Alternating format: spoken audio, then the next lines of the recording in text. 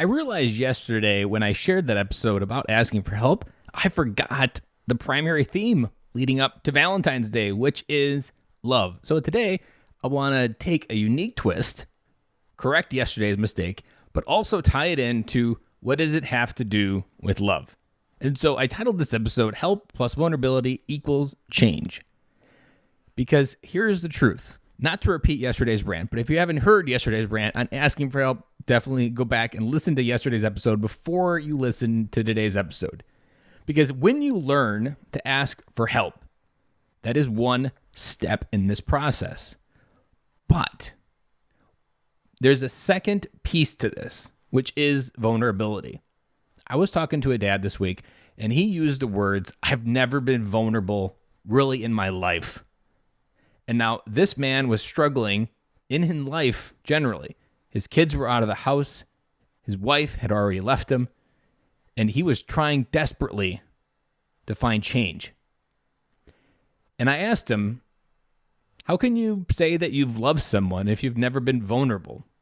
By definition, love requires vulnerability. You can't be complete or you can't be exposed. You can't fully give something unless you're willing to give everything and willing to open up those places and be vulnerable. Vulnerability is one of those things that scares the crap out of men.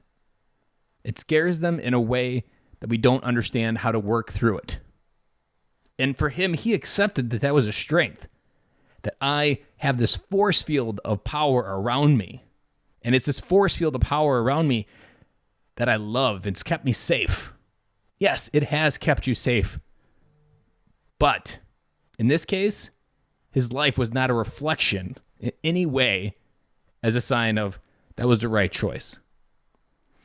And what I want to really focus on today and let you tie into yesterday is that until you understand that going to the mat, going to the process of going to a place that you feel really uncomfortable, but you're okay being humble, you're okay connecting, and you're okay asking for help. Now, those are the obvious things when you're getting leg swept. That's pretty straightforward. But what about those cases where I don't share the hard stories of my childhood? I don't share what I'm really thinking about. I don't share what really scares the hell out of me. Those vulnerabilities are the ones that we protect as men. Because as men, we were wired to think like those are the things how people are going to take you down. It's almost like having the backdoor password to a code. And we're like, as long as we don't give out that code and that back door never opens, we're okay. That's not how you want to think about vulnerability. Because through vulnerability, you're going to have your greatest growth. When I talk about vulnerability in my coaching calls, I'm always describing it as a way that what we really need to grow through is where you really feel you need to be the most vulnerable, but it truly scares the hell out of you. Because where you feel like you need to protect yourself, if you've been a long-time listener, you can put this connection together. That's where your ego is showing up to protect yourself, to keep yourself alive. That's the caveman brain saying, like, you can't show that vulnerability because when you leave the cave, someone's going to kill you. Now, in real life, in 2022, that's not how life works.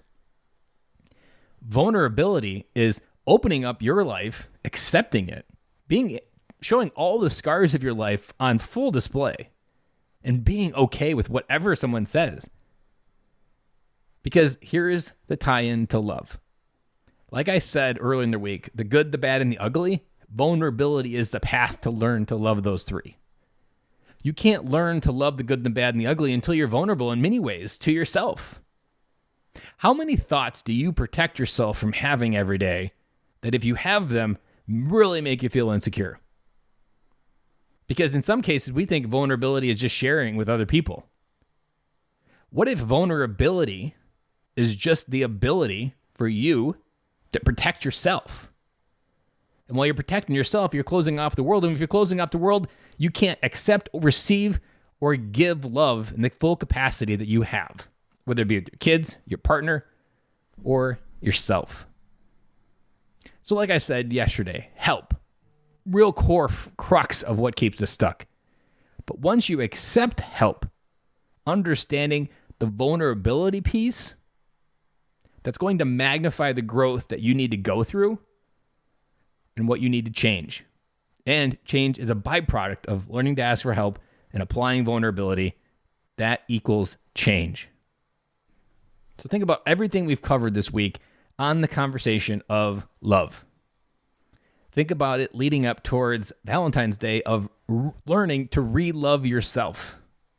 Learning to expose your vulnerabilities to yourself. Don't lie to yourself.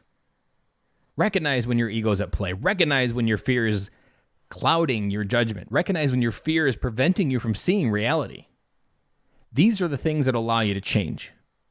If your life has been a repeat of pattern after pattern after pattern, I would almost put a certainty on it. You've sucked at asking for help, and you are not applying enough vulnerability in your life to equate the change to break the cycle. People that have experienced generational trauma fear vulnerability because vulnerability early on either got them yelled at, created sadness, and to survive, which our brain is ultimately wired to do, we had to turn things off. And that vulnerability is the one thing that we need to turn back on. And you might be going through different scenarios in life, and you might be at different seasons of life, but those three things might be missing to get you where you want to go.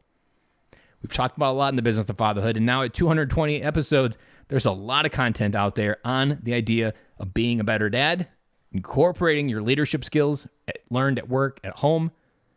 And honestly, the best employees, the best leaders at work know how to ask for help. They know how to use vulnerability, and they know how to use those two to create change at work. It is time you take those three things and apply them at home. Guys, that is all I have for you this week. And I'll be back again to close out Valentine's Day with this conversation on love on Monday.